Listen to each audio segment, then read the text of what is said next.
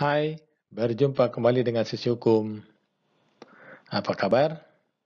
Kali ini kita akan membahas satu topik yang sebenarnya sangat sederhana, tapi sangat penting, yakni mengenai pendirian PT atau perseroan terbatas oleh pasangan suami istri.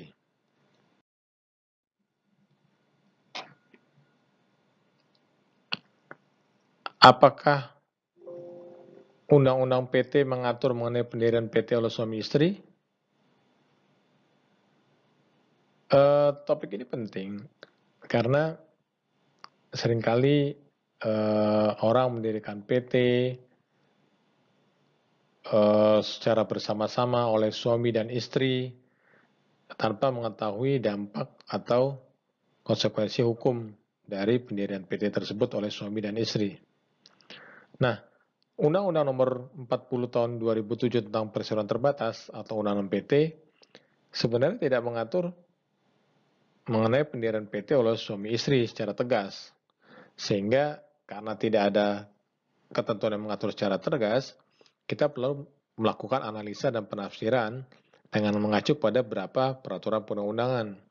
Dalam hal ini adalah Undang-Undang PT dan Undang-Undang Nomor 1 Tahun 1974 tentang perkawinan atau Undang-Undang Perkawinan. Definisi PT pada pasal 1 angka 1 Undang-Undang PT menyebutkan bahwa PT merupakan badan hukum yang didirikan berdasarkan perjanjian. Selanjutnya, pasal 7 ayat 1 Undang-Undang PT mengatur bahwa PT didirikan minimal oleh 2 orang.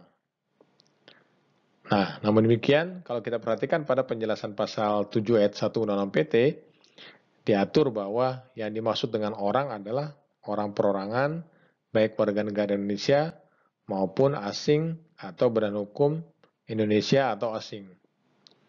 Ketentuan dalam ayat ini menegaskan prinsip yang berlaku berdasarkan Undang-Undang PT bahwa pada dasarnya sebagai badan hukum, perseroan didirikan berdasarkan perjanjian. Karena itu, mempunyai lebih dari satu orang pemegang saham. Karena tidak mungkin suatu perjanjian dibikin oleh hanya satu pihak saja.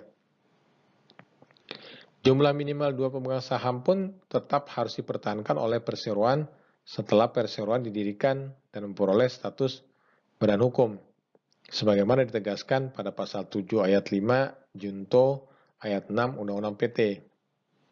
Pada pasal 7 ayat 6 bahkan ditegaskan bahwa apabila jumlah pemegang saham berkurang sehingga menjadi hanya terdapat satu pemegang saham, maka akan mengakibatkan pemegang saham bertanggung jawab secara pribadi atas perikatan dan kerugian perseroan.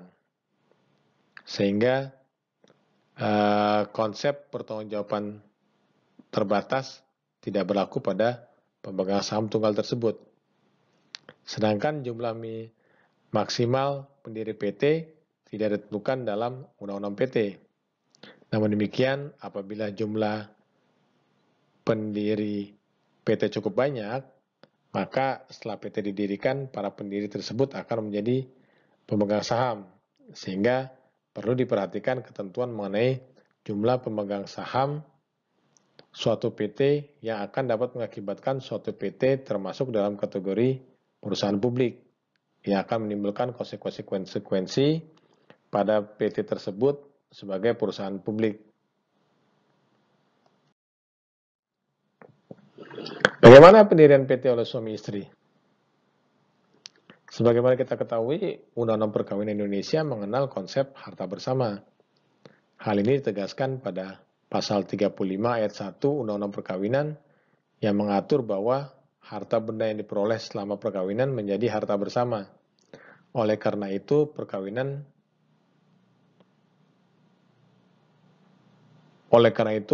modal yang berasal dari suami istri dianggap berasal dari satu harta bersama, sehingga tidak terdapat pemisahan sumber modal antara suami dan istri. Sedangkan Undang-Undang PT mensyaratkan bahwa PT didirikan berdasarkan perjanjian oleh sekurang-kurangnya 2 orang pendiri. Nah, konsep harta bersama ini menimbulkan penafsiran bahwa pendirian PT oleh suami istri tidak dapat memenuhi persyaratan minimal 2 orang pendirian PT. Mengapa demikian? Karena adanya konsep harta bersama. Pendirian PT oleh suami istri dapat dilakukan apabila suami dan istri dapat membuktikan bahwa modal yang disetor oleh masing-masing berasal dari harta bawaan.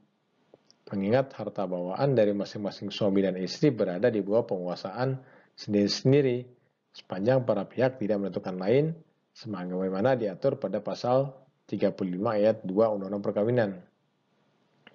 Di samping itu berkembang pula pendapat yang menyatakan bahwa suami istri dapat menjadi pendiri PT yang sama apabila di antara mereka terdapat perjanjian perkawinan, sebagaimana dimaksud pada pasal 29 Undang-Undang Perkawinan.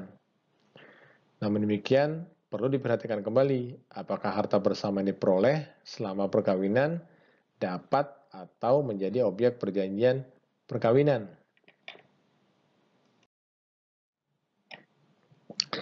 Demikian tadi diskusi kita mengenai pendirian PT oleh suami istri. Pantau terus update terbaru dari sisi hukum, dan jangan lupa untuk klik tanda subscribe, lonceng, dan silakan di-share materi ini jika materi ini dianggap berguna kepada pihak lain. Terima kasih, sampai berjumpa kembali diskusi berikutnya hanya di sisi hukum. Bye.